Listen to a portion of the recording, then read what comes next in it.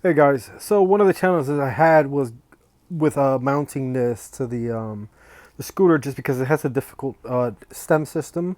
So I found these ATV mount clamps on Amazon for about $10, and they're perfect for the handlebars.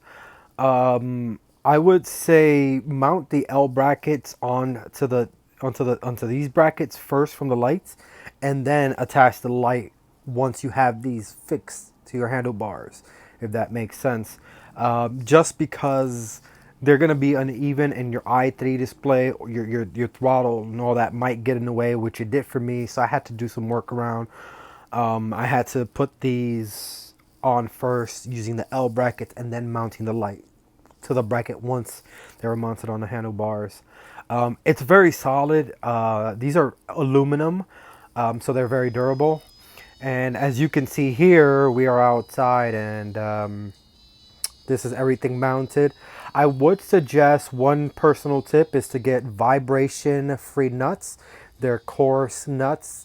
The first time I left the house with my nuts like this, giggity, they vibrated loose, and almost created a situation for me on the road. So you see those nuts, I went into Home Depot and I asked for them, and I explained that I was having vibration issues, and those have a rubber grommet inside of them.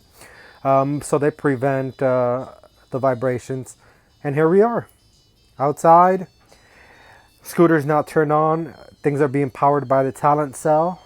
This is the first of two bar lights. The next one will be mounted by a kitty bar, because I figured out today that I actually can mount a kitty bar to this. So watch out for part 3 of this. Thank you for watching. Hit that subscribe button.